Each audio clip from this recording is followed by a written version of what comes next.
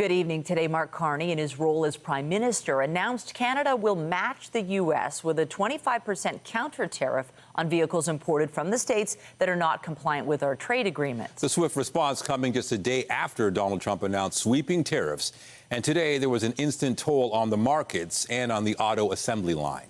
CTV's Queen's Park Bureau Chief Siobhan Morris joins us live with the latest. Siobhan.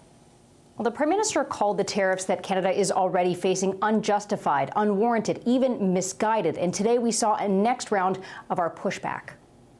If you look at that. While Donald Trump didn't levy new tariffs against Canada from the White House's Rose Garden, today the Prime Minister acknowledges the global economy is fundamentally different today than it was yesterday. Mark Carney calls the 3 different tariffs Canada is already under unjustified, now hitting back on auto tariffs that kicked in overnight. With 25% tariffs on all vehicles imported from the United States that are not compliant with CUSMA, our North American Free Trade Agreement. The U.S. content in CUSMA-compliant vehicles will be tariffed too, but there will be no tariffs on vehicle parts. We take these measures reluctantly, and we take them in ways that it's intended and will cause maximum impact in the United States and minimum impact here in Canada. The counter tariffs could generate some $8 billion, money to go back to auto workers and companies.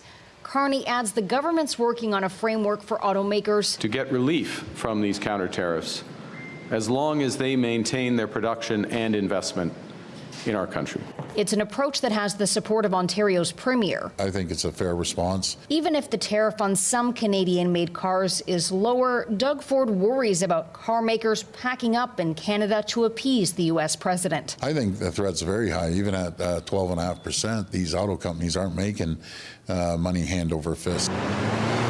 Auto tariffs already disrupting lives in a big way, with Stellantis shutting down its assembly plant in Windsor for at least 2 weeks starting Monday. This is devastating for us. If it was just 2 weeks, it wouldn't be that bad.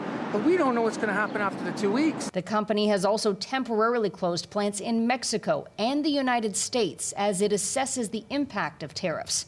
In Windsor, it means uncertainty for some 6,000 workers at the assembly plant and with related parts makers. It's not pretty. I don't think he realizes the impact he's got on even his people. I want to retire here. If I lose this, then I've got nowhere else to go, really.